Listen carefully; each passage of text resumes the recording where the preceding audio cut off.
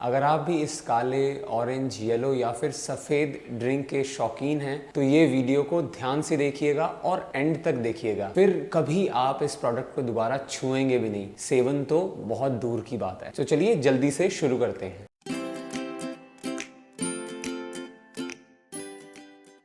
Hello दोस्तों, welcome to पहले health. आज हम रिवील करने जा रहे हैं सॉफ्ट ड्रिंक या फिर कोल्ड ड्रिंक के सेवन से पैदा होने वाले खतरे के बारे में और क्यों आपको इस बेकार प्रोडक्ट का सेवन बिल्कुल बंद कर देना चाहिए अगर आप एक हेल्दी लाइफस्टाइल जीना चाहते हैं। तो शुरू से शुरू करते हैं और जानते हैं कि कैसे एक मट्ठा, लस्सी और दूध पीने वाले देश को इतनी आसानी से इन सॉफ्ट ड्रिंक्स ने अपनी गिरफ्त में ले लिया। तो सॉफ्ट ड्रिंक्स को हम दो भाग में बांटते हैं। नंबर 1 पर आते हैं कार्बोनेटेड बेवरेजेस, जो कि पानी और कार्बन डाइऑक्साइड के मिश्रण से बनता है। वो बुलबुले जो आपको पानी में दिखते हैं वो कार्बन डाइऑक्साइड की वजह से आते हैं, जिसकी वजह से एक रिफ्रेशिंग टेस्ट आता है प्रोडक्ट में। और दुनिया के सबसे ज्यादा लोकप्रिय और शायद आपके फेवरेट या फिर पसंदीदा ब्रांड्स इस कैटेगरी में आते हैं, जैसे कि Coca Cola, Pepsi, Mountain Dew, 7 up, Sprite, Limca इत्यादि। दूसरे नंबर पर आते हैं नॉन कार्बोनेटेड बेवरेजेस, जिसमें भी आपके कुछ पसंदीदा प्रोडक्ट शामिल हो सकते हैं, जैसे फ्रूटी, स्लाइस या फिर फ्रूट जूसेस, जिसमें आते हैं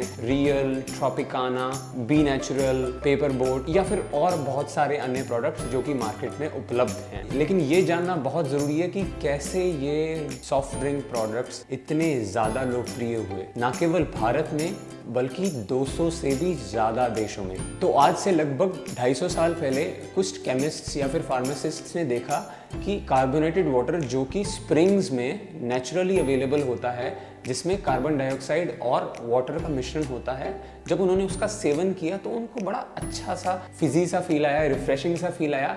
और रिसर्च करने पे उनको पता लगा कि ये प्रोडक्ट के मेडिसिनल बेनिफिट्स यानी कि औषधिक लाभ भी हैं दुनिया की नज़र में। तो कुछ केमिस्ट को लगा कि क्यों ना हम इस प्रोडक्ट का, इस कार्बोनेटेड ड्रिंक का आविष्कार अपनी केमिकल लैब में करें और इसको बेचना शुरू करें। टेवर्न और जोसेफ नामक 2 केमिस्ट इस कार्बोनेटेड बेवरेज को या फिर इस कार्बोनेटेड ड्रिंक को अपनी केमिकल लैब में बनाने में सक्षम हुए, और शायद इसलिए जोसेफ को कार्बोनेटेड ड्रिंक का आविष्कारक भी बुलाया जाता है। और जब इन्होंने इस कार्बोनेटेड ड्रिंक का अपने दोस्तों को सेवन कराया और उनके दोस्तों को बेहद पसंद आया ये वाला ड्रिंक, तो बस ये तो हो गया टेस्ट। तो अब इन्होंने सोचा कि इस प्रोडक्ट को बहुत ही अच्छी मात्रा में हम पैदा करना शुरू करते हैं अपनी केमिकल लैब्स में। बस फिर क्या था, अमेरिका से लेकर यूरोप तक और बाकी अन्य देशों के लोगों ने इस बुलबुले वाले पानी को अपनी केमिकल लैब में बनाकर बेचना शुरू कर दिया।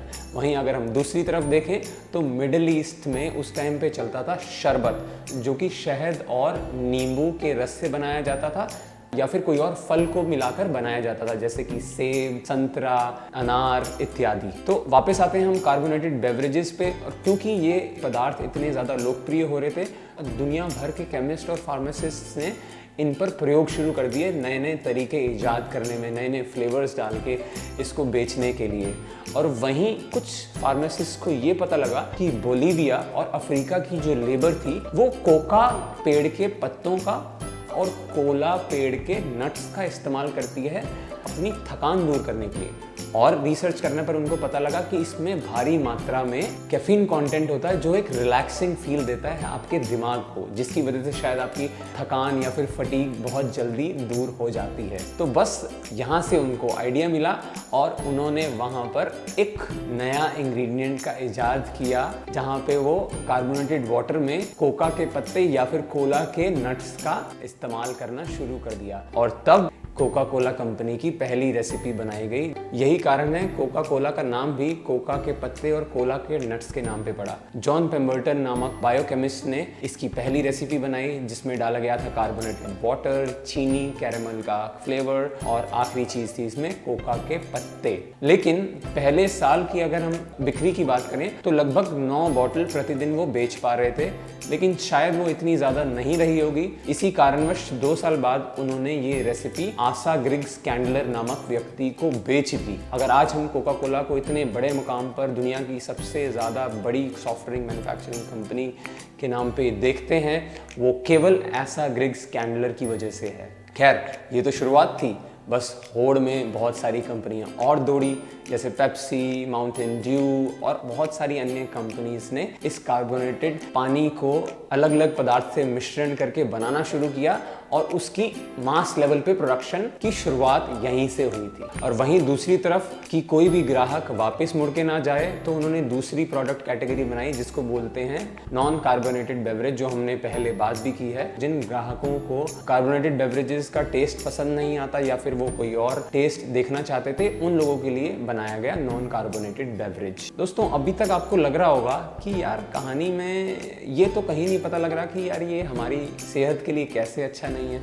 दिल थाम के बैठिए दोस्तों, अभी कहानी का पहला चरण था, अब बढ़ते हैं हम कहानी के दूसरे चरण की तरफ। तो अब तक हमने देखा कि किस तरीके से कमाल का कार्बोनेटेड ड्रिंक बनाकर बहुत सारी कंपनियों ने बहुत सारा पैसा कमाया, लेकिन अगर हम इसकी लोकप्रियता की बात करें उसका श्रेय केवल 3 चीज़ों को जाता है। सबसे पहला जाता है कार्बन डाइऑक्साइड होने की वजह से इसका जो फिजी टेस्ट होता था, दूसरी चीज़ चीनी और तीसरी चीज़ कैफीन का कंटेंट। ये तीनों चीज़ें जो एक व्यक्ति को रिफ्रेशिंग फील कराती हैं, मिठास फील कराती हैं चीनी होने की वजह से, और कैफीन कंटेंट होने की वजह से एक लत लगाने में भी कामयाब होती है। लेकिन वहीं अगर हम दूसरी तरफ देखें तो रिफ्रेशमेंट के नाम पे इन्होंने लोगों को दी चीनी, बहुत सारी चीनी, और इसके अलावा इन्होंने लोगों को खिलाए chemicals, preservatives, artificial flavours, artificial colours और बहुत सारी समस्याएं और बीमारियों ने किया आपके शरीर में घर, जैसे कि मोटापा, मेटाबॉलिक सिंड्रोम,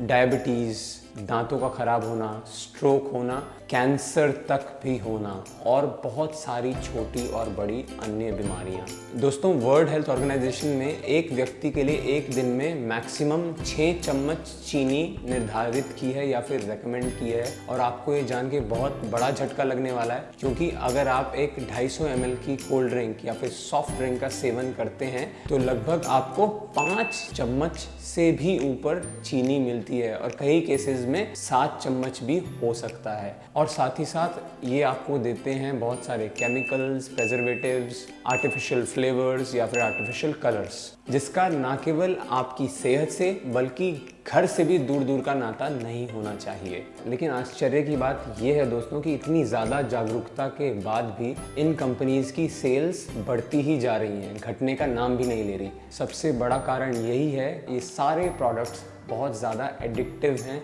या फिर लत लगाने वाले हैं। और दूसरी सबसे बड़ी चीज़ है इनकी मार्केटिंग, क्योंकि ये आपके दिमाग से बात नहीं करते, ये सीधा आपके दिल से बात करते हैं। ये आपके त्योहारों में शामिल होते हैं, ये आपका फेवरेट स्पोर्ट यानी क्रिकेट में उत्साह भी बढ़ाते हैं, सच्ची खुशी है। और साथ ही साथ आपके घर में शादी हो या पार्टी, फंक्शन हो या मुंडन, ये हर कार्यक्रम में आपके घर में रौनक और चार चांद लगाने का भी काम करते। तो जाहिर सी बात है, अगर दिल का रिश्ता हो तो उस प्रोडक्ट को निकालना काफ़ी मुश्किल है। लेकिन मेरी नसीहत या फिर सजेशन आप लोगों से यही है कि अगर आप एक हेल्दी जीवन जीना चाहते हैं तो इन प्रोडक्ट से थोड़ा सा दूरी बना के रखें। बहुत सारे अच्छे प्रोडक्ट्स हैं मार्केट में, आप उनके इंग्रेडिएंट्स चेक करके किसी भी प्रोडक्ट को खरीदें, क्योंकि मार्केटिंग एक मुखौटा है किसी व्यक्ति या फिर किसी कंपनी या फिर किसी प्रोडक्ट के चेहरे पे, वो उसका असली चेहरा नहीं है। फर्ज कीजिए दोस्तों कि अगर ये ब्रांड्स अपनी सच्ची एडवर्टीजमेंट्स या फिर मशहूरी करते तो क्या इनके टैगलाइंस होते, जैसे उदाहरण के तौर पे माउंटेन ड्यू जो कहता है डर के आगे जीत है। तो डर के आगे जीत है या नहीं है ये तो मुझे नहीं पता, लेकिन डर के आगे चीनी जरूर है। दूसरी तरफ अगर हम पेप्सी की बात करें तो पेप्सी कहता है स्वैग से सोलो। तो स्वैग से सोलो नहीं, चीनी ज़्यादा है इसलिए हो तुम सोलो। और तीसरे नंबर पर आते हैं कोका कोला, आप सबका सबसे ज़्यादा फेवरेट ब्रांड, जो कहता है खोलो खुशियाँ या फिर ओपन हैप्पीनेस। तो उसकी जगह चेंज करके कर दो खोलो चीनी की बॉटल। यहाँ पर एक चीज़ और गौर करने वाली है कि वरुण बेवरेजेस जो कि पेप्सी के बॉटलिंग या फिर डिस्ट्रीब्यूटर्स हैं हिंदुस्तान में, उन्होंने ये बड़े दावे के साथ कहा है कि हिंदुस्तान में 2016 में एक व्यक्ति एक साल में 44 सॉफ्ट ड्रिंक की बॉटल्स का सेवन करता था, जो कि बढ़ के होने वाला है दुगना, यानी कि 84 बॉटल एक व्यक्ति एक साल में 2021 तक। हालांकि हम लोग अमेरिका से बहुत पीछे हैं। अगर मैं वहाँ के कंजम्पशन की बात करूँ तो एक व्यक्ति एक साल में लगभग 1400 से भी ज़्यादा कोल्ड ड्रिंक या फिर सॉफ्ट ड्रिंक पीता है। अब दोस्तों आगे का फैसला आपको करना है कि क्या आपको ये चीनी वाले पदार्थ खाकर अपनी सेहत को बिगाड़ना है या फिर हमारी सभ्यता में शुरू से ही दिए गए मट्ठे, लस्सी या फिर दूध का सेवन कर अपनी सेहत को भी बढ़ाना है और अपने देश को भी आगे बढ़ाना है। चॉइस आपकी है, फैसला आपको करना है। इस वीडियो में केवल इतना ही। अगर आप अभी तक बने हुए हैं तो बहुत बहुत शुक्रिया। वीडियो को लाइक करें, अगर आप नए हैं तो चैनल को सब्सक्राइब करना ना भूलें और साथ ही साथ इस देश के हर कोने में बैठे हुए आपके दोस्त, आपके मित्र, आपके रिश्तेदारों के साथ में ये वीडियो ज़रूर शेयर करें ताकि ज़्यादा से ज़्यादा लोगों को कोल्ड ड्रिंक्स का कड़वा सच पता लग सके। बहुत बहुत शुक्रिया आपके समय के लिए। मैं इजाज़त लेता हूँ और आपसे मिलता हूँ अगले वीडियो में।